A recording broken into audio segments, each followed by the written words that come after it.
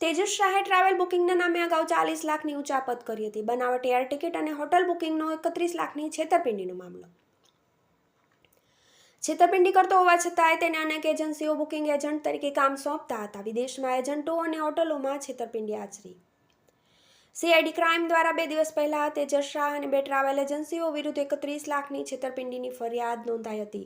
જે કેસની તપાસમાં ચોંકાવનારી વિગતો બહાર આવી છે કે છેતરપિંડીના કેસનો master mind Tejas Shah airline અને હોટલ બુકિંગના નામે અગાઉ પણ અનેકવાર લાખો રૂપિયાની છેતરપિંડી આચરી ચૂક્યો છે.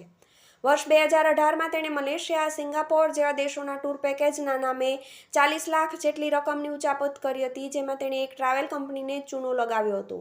આ ઉપરાંત તેણે વિદેશમાં અનેક એજન્ટો અને હોટલોના બનાવટી બુકિંગ ડોક્યુમેન્ટ્સ તૈયાર કરીને છેતરપિંડી કરી હતી. સીઆઈડી ક્રાઇમના અમદાવાદ યુનિટમાં 4 દિવસ પહેલા તેજસ શાહ રહેવાસી શીતાંશુ એપાર્ટમેન્ટ, દર્પણ 4 રસ્તા, નવરંગપુરા, યોગેશ શર્મા રહેવાસી પ્રાર્થના પોલ એપાર્ટમેન્ટ, ગોતા તેમજ 2 ટ્રાવેલ એજન્સીઓ વિરુદ્ધ 31 લાખની છેતરપિંડીની ફરિયાદ નોંધવામાં આવી હતી.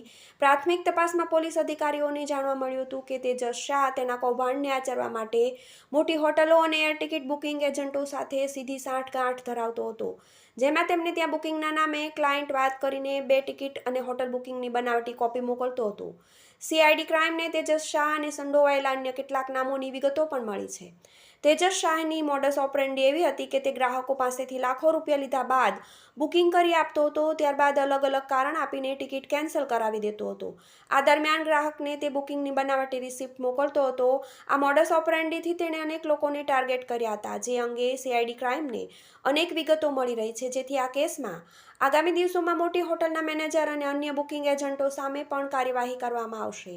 સૌથી ચોંકાવનારી બાબત એ છે કે વર્ષ 2018માં તેના વિરુદ્ધ ગુજરાત યુનિવર્સિટી પોલીસ સ્ટેશનમાં ₹40 લાખની છેતરપિંડીની ફરિયાદ નોંધાઈ હતી, જેમાં તેણે બ્લીચ ટુરિઝમ નામની કંપનીમાં બુકિંગ એજન્ટ તરીકે કામ કરીને એર ટિકિટ, સિંગાપોર અને મલેશિયા તેમજ યુરોપની પેકેજના નામે અનેક ગ્રાહકો પાસેથી 40 લાખ જેટલી માતબર રકમ લઈને કંપનીમાં જમા કરાવી નહોતી. ત્યારબાદ તાજેતરમાં નોંધાયેલી ફરિયાદ મુજબ બ્લીચ ટુરિઝમ કંપનીના પણ બુકિંગ આપીને 31 લાખની છેતરપિંડી આચરી હતી, જેમાં બ્લીચ ટુરિઝમ કંપનીના સંચાલકો સામે ગુનો નોંધાયો છે. સૂત્રોના જણાવ્યા મુજબ તાજેતરમાં નોંધાયેલી ફરિયાદ બાદ તેજસ શાહ વિરુદ્ધ અન્ય ગુના પણ નોંધાઈ શકે છે. TV18 news, Ahmedabad.